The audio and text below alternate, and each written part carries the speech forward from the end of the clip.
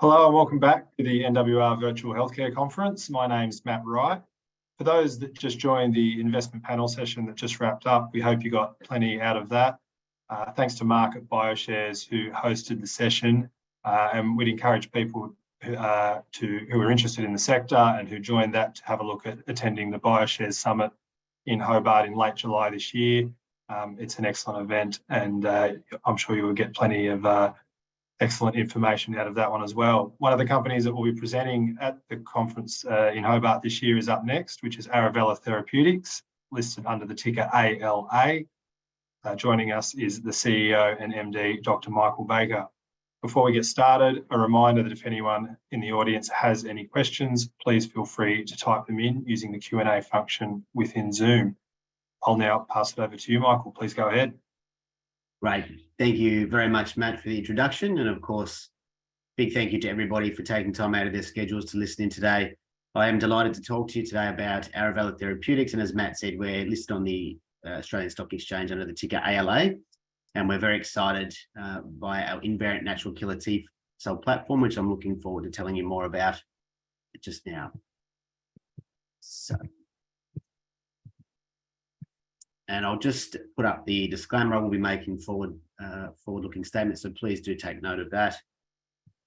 And I'd just like to start here at the highlights of the company. So as I said, we're working on what we call an invariant natural killer T cell platform.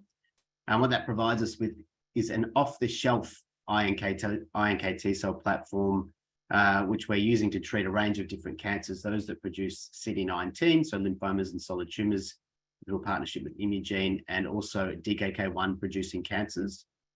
And we continue to work with world-leading partners, Imperial College London, where our iNKT cell platform was derived, and MD Anderson for our DKK1 targeting asset, and excited to have an ongoing strategic partnership with Remission. Now we have built and continue to build a really strong leadership team. We're delighted to appoint that only last week we appointed Dr. Tom Duthie as chairman of the company, which is very exciting for us. In terms of the company and how we think about assets and clinical indications, we're very much data-driven, which we utilize to bring into our decision-making. And we'll continue to survey the landscape to look for strategic acquisitions for technologies so that we feel align with our current platform and our focus areas. And so for all these reasons, we do see that we are well positioned. We're in a niche area. We're the only ASX listed iNKT cell company, one of a handful globally.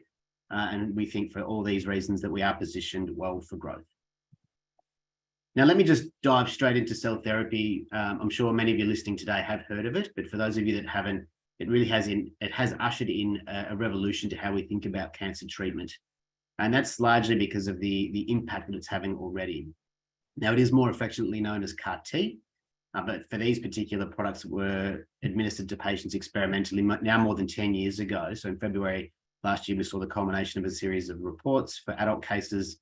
But also in May, we saw the culmination of some media reports for Emily Whitehead, the first pediatric patient to take this type of therapy, both 10 years cancer-free after taking those therapies. So we've seen great success, so much so that we're using the word cure and cancer in the same sentence, which is lovely. And for the first two CD19 approved therapies, Yescarta and Kymriah. One's just done over 1.1 billion in sales, the other just over 500 million in 2022, and another a BCMA targeting cell therapy that was also approved in 2021, just did under 400 million. So they're already generating strong sales, and we see that the market is predicted to reach quite high levels, just about 12.3 billion by 2030. So with all that said, as I said, it's a great, wonderful therapy, but there are challenges that continue to persist. And one of those really, it's manufacturing and logistics, and still poses a really big challenge for the sector.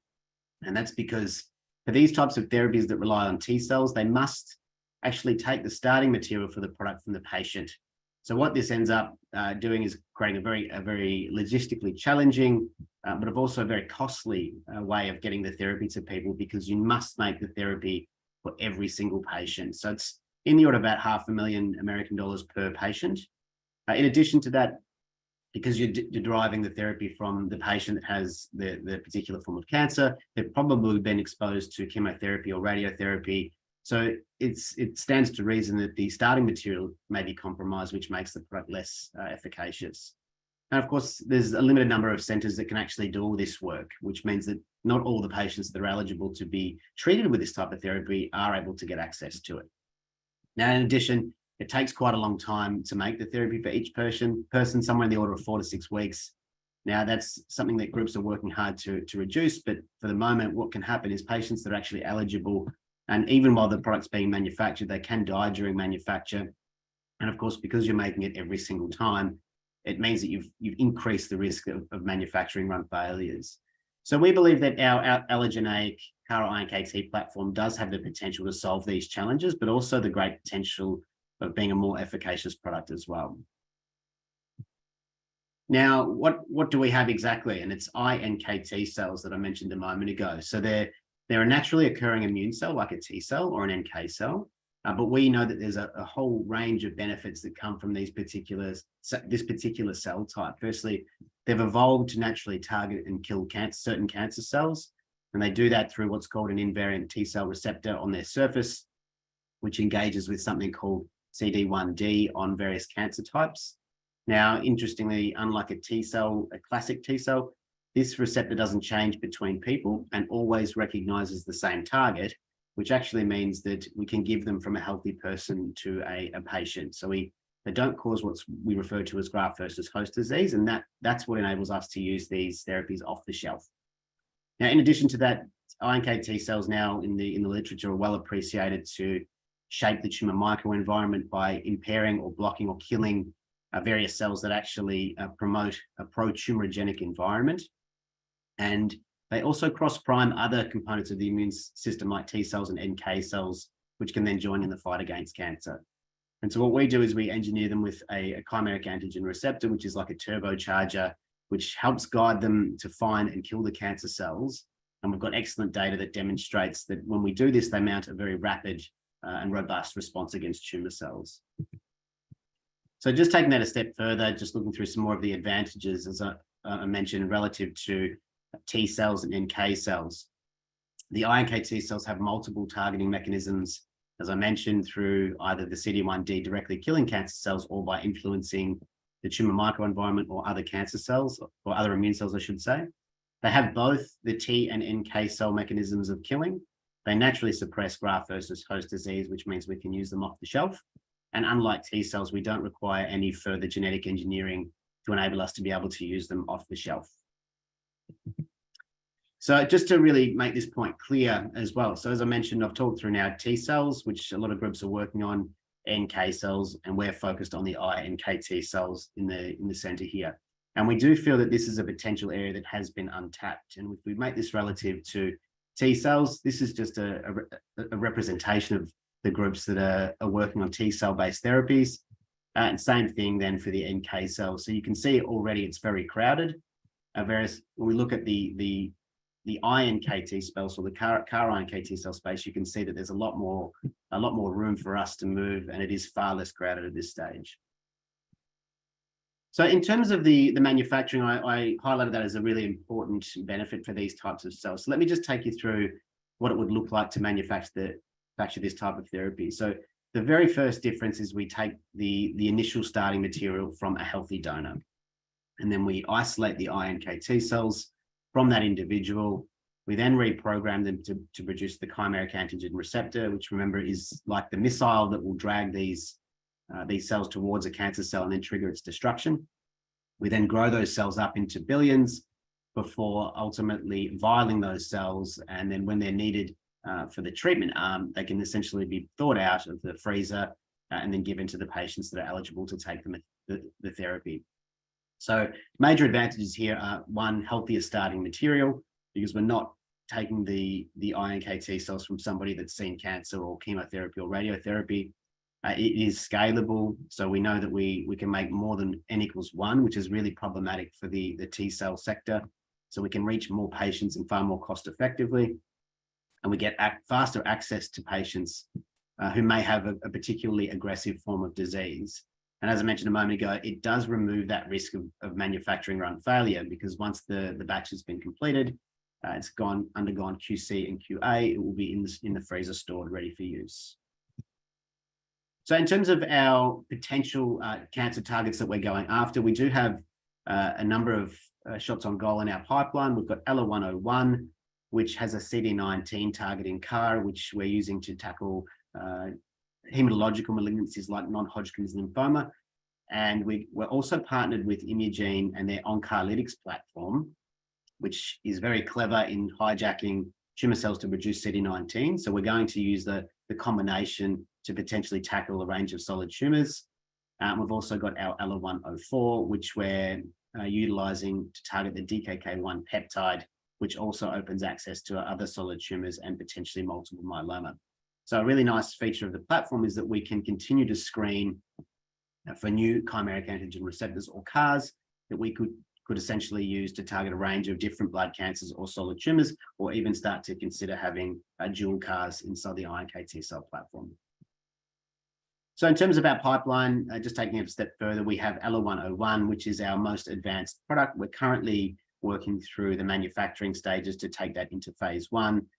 With Imugene and ALA-101, we're working through the proof of concept stages already and getting some interesting data for that combination. And for DKK1, we're still currently validating the target and then looking to combine the chimeric antigen receptor with our iNKT cell platform. So I'd just like to talk a little bit more about the data, because it is quite compelling, and it illustrates why we're so excited by the platform and why we think there can be not just this notion of off the shelf, but also the potential for to have a more efficacious product. So looking here at ALA-101, what we've got here, it's an animal study where we use mice, and we're looking at the underside and the backside of the mice in the top 2 rows. And we have what we call day 0, which is before the animals have received any treatment, but we have engrafted them with a particular form of cancer that produces both CD19 and CD1D. And then on the bottom 2 rows, we're looking at mice that have been treated for 3 days with a range of different therapies. So in the first column, we have PBS, which is essentially untreated. We have unengineered T cells, unengineered iNKT cells, and probably the most important control here is the T cells that produce a chimeric antigen receptor that targets CD19. And of course, in the last column, it's Arovella's ALA-101. And so what we're looking at here on the bottom is anywhere you see color in the animals, that's actually the tumor cells that are present. And so when we look at the bottom 2 rows, we see that in all of the what we call control groups, you see that the color does still persist, which indicates the tumor cells are still there and quite abundant. And then that's in direct contrast to the animals that have been treated with the iNKT cell therapy. We see that there's a strong regression of the tumor cells. So very clear that after 3 days, we've had a very strong response. And so it's great that it works quickly, but what we need to know is, does it actually improve survival? Because that's really, at the end of the day, that's what we're trying to achieve in humans. So this is a study where we take a much larger number of animals, and then we take the study out for a much longer period of time. So no longer stopping at 3 days, which would be here. We're taking the animals out all the way to 90 days. And what we're looking at here, it's called a survival curve. And if 100% of the animals were to stay alive, the line would remain up the top. And if the animals all die, then the lines drop down to 0. So for the 3 true controls here, we see that all the animals have died between 40 to 60 days. And in the orange line, what we're looking at is actually the T cell treated animals with a CAR that targets CD19. So it's quite impressive data already, right? That we have 60% of animals alive at 90 days. But what's more impressive is the iNKT cells. We see that it's in the order of 90 to 95% of the animals that are still alive at that point. And so this is, again, a very exciting finding that came out of these studies, and something we will be continuing to follow up on. But let me just walk through this slowly. So we had 4 mice, so there's 4 groups, 1, 2, 3, 4. And we're looking at the same animal in each group of 4, but just over a number of days, ranging from in the order of 10 to 60 days. And so all 4 of these animals were treated with our therapy. And so initially, as we saw in those previous images, the animals looked like they'd completely eliminated the cancer. And what we saw between, let's say, 20 to 30 days later is the cancer started to come back into and really localize to the brain of these particular animals. And with no further dosing, the tumors are actually able to resolve a second time spontaneously. So that's quite a remarkable finding, and it does open up the possibility here that the cells are remaining long enough in order to be able to eradicate the tumors a second time. But it also suggests that they're able to tackle a more solid tumor-like tumor, such as what we see in the brain here, and also to cross the blood-brain barrier, which is quite interesting. So I'll switch gears now and just talk about the partnership with Imugene and Arovella, and where it's essentially a strategy to mark solid tumors with a particular target and then destroy them with the CAR-INKT cells. So I've just shown you ALA-101. It's very potent and rapidly activated to kill CD19 producing cancers. And we're currently developing that for an off-the-shelf product for cancer for non-Hodgkin's lymphoma. CF33, on the other hand, it's an oncolytic virus. And I'm sure now, off the back of COVID, most people are aware of particular viruses and the fact that you have the coronavirus, which affects respiratory cells specifically.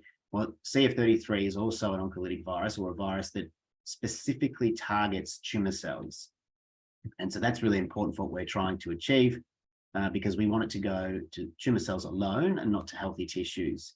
And taking it a step further, some more clever people at the City of Hope have engineered it a step further so that when it infects the tumor cells, it actually continues to grow and it forces them to produce CD19. So Imugene are making great steps already with that product. They've already commenced phase 1 for the virus alone, which gives great data, of course, about safety, also the distribution and so forth. And so looking at how this might look from a practical point of view. So what would happen is you would take the oncolytic virus, it would be injected into the patient that has the tumor. It's then able to go and infect the solid tumor cells, where it will naturally, its job will be to replicate and eventually burst some of those tumor cells. But as I mentioned, it will start to produce what we call CD19, and that's the little green bumps now out on the outside of that tumor cell. And so that's really important for the combination, because our CD19 targeting CAR-INKT cells will then be administered and be able to come over the top and essentially find those cells that have CD19 expressed and destroy them. Now, I mentioned earlier that INKT cells also impact the tumor microenvironment by destroying or blocking certain pro-tumorigenic cells, but they also cross-prime other immune cell components. So we see that by bringing the two components together, we really have a multi-pronged attack on treating solid tumors, which is quite exciting. And the research collaboration has already progressed from the in vitro stage, and then we're now moving into the in vivo testing based off promising results. So in summary for that program, what it actually does initially for the CAR-INKT cells, or ALA-101, we were initially looking at just targeting blood cancers for that product, but by combining it with the oncolytic virus, we see that it helps us shine a light, or puts a lens onto other types of cancers that are also very particularly nasty. And of course, solid tumors make up about 90% of cancer diagnoses, so it also accounts for a huge market opportunity to tackle. And I'll just lastly touch on our ALA-104. So this is our monoclonal antibody that we licensed from MD Anderson. And as I mentioned, it's a cell therapy it will be a cell therapy that we're going to use to tackle multiple myeloma and potentially solid tumors. So typically in the literature, DKK1, it's got a job to do as what we call a negative regulator of the Wnt signaling pathway, which is now well appreciated to be impacted in various malignancies. This protein itself has also been shown to be overexpressed in numerous cancer types. And what we're actually targeting is the protein itself gets made inside of a cancer cell, and then it gets chopped up into small fragments, and then it gets loaded onto an immune complex, where it then gets shuttled out onto the surface of the cancer cell. And so that's what our technology will actually recognize, that particular peptide of this protein stuck on the immune complex. Now, it recognizes only HLA-A2, so that's a specific immunophenotypic marker, and approximately 40 to 50% of the population are what we call HLA-A2 positive. So we see that there's a potential for quite a broad role in numerous cancers, but also then potentially large market. So in terms of activity to date, we've demonstrated that the actual monoclonal antibody itself has activity against multiple myeloma cancers, as well as things like breast cancer. And then when we put the technology so that it becomes a chimeric antigen receptor in T cells. We've seen excellent data in multiple myeloma, pancreatic cancer, lung cancer, and breast cancer. And so the idea for us is to take the chimeric antigen receptor and insert that into our iNKT cell platform. Initially, what we'll be targeting is multiple myeloma because of the lower bar for blood malignancies. So just to give you a snapshot of the data that we've seen to date, as I said, this is now 3 different models, 3 different animal models of multiple myeloma. And we're looking at these survival curves where, again, 100% the animals alive will be up the top. And if they all die, it goes to the bottom. And what we see in the black line in all 3 of these experiments is that when the animals are treated with nothing, essentially they die between, say, 30 to 40 days. But in the case of the DKK1, and this is CAR-T cells, not iNKT cells, we see that they're all alive out to 50 to 60 days. So very compelling in terms of activity. Now, we also know that multiple myeloma is a form of blood cancer where a number of those cells will produce CD1D. So we do expect having the CAR inside iNKT cells could also make them dual targeting and potentially more effective. So in terms of preclinical safety, as I said, we're still validating the target, but to date, it's been shown that the CAR-T cells only kill the cells that have the target on their surface. They don't kill healthy blood cells or cause weight loss when given to mice. When we look at a range of 35 tissues, only 1 is non-specifically detected, which is the tonsil. And so as I said, we're continuing to confirm that the technology doesn't target or attack healthy cells, and in parallel, combining that with our iNKT cell platform. So we do have a very busy year ahead, and certainly off to a good start in 2023. But for our lead program, CD19, or CAR-19 iNKT cells, we're continuing to work through the manufacturing. So really in the next 6 to 18 months, we'd like to complete the clinical manufacturing, commence phase 1 for this particular product with non-Hodgkin's lymphoma patients. For the combination with Imugene, we've already made quick progress in terms of proof of concept studies. So we'll continue to advance those and move towards IND enabling studies for the combination therapy. And for the ALA-104, we'll continue to optimize the CAR structure as well as validate the target, getting ready for more IND enabling studies. So as I mentioned at the start of my the talk here, we do have a really strong team. It's remarkable, I think, the caliber of individuals that we do have in the group. It is a small group, but I think it's a very powerful group. And we do operate virtually, so we don't have bricks and mortar that we need to worry about. And as I mentioned at the start, we're very fortunate that Dr. Tom Duthie joined as the chairman at the beginning of last week, which is very exciting for the company moving forward. So in terms of the financials, we're currently just valued at about over 25 million. At the end of December, we had about $5.2 million cash in the bank, including a placement we completed in January. And we've got what we believe is an excellent register. Delighted to have the support of larger investors like Merchant, and we have a number of small institutional and high net worth investors on the register.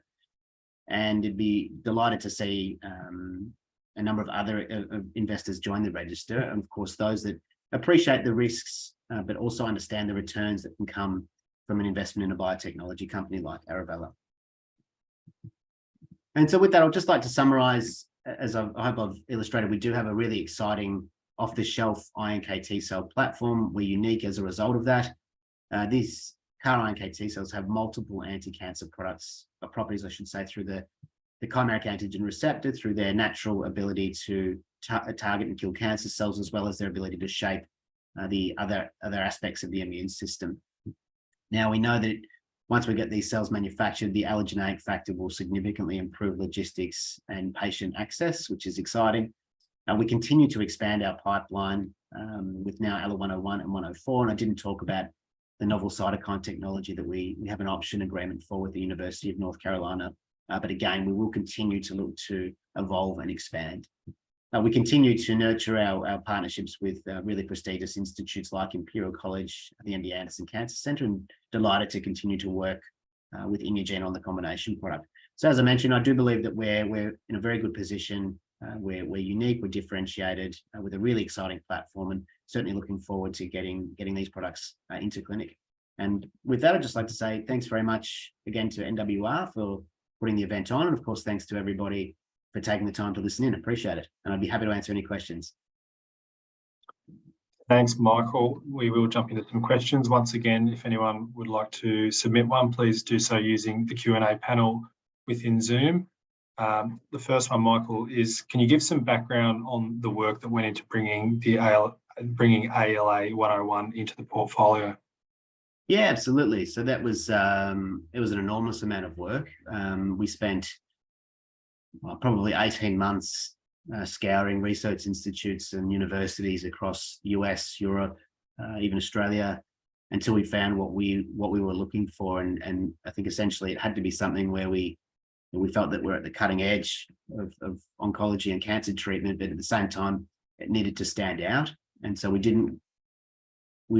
did consider looking at T cell and NK cell products, but as I highlighted earlier in that slide where it shows they're quite busy, it was important for us to find something that stood out a little bit. And so the invariant natural killer T cells certainly hit all those boxes. Very good. Another question is, can you speak to any key developments with similar technologies recently, whether it be in Australia or globally? Yeah, absolutely. So there's, as I mentioned, there's the three companies that I would say are in our direct space. So there's MiNK. They recently put out some interesting data demonstrating that without engineering the iNKT cells, so they're just the native iNKT cells, that they could dose up to 1 billion cells without side effects, right? Which is great data for us to be able to leverage, and certainly paves the way for why we think they'll also be quite safe. Another group, Appia, which we don't know much about, they came out of stealth May 21, and back then it expected to be in the clinic by the end of this year, but we haven't heard too much. And then the last is Athenex, which is quite an interesting company. So they have also CAR-INKT cell products.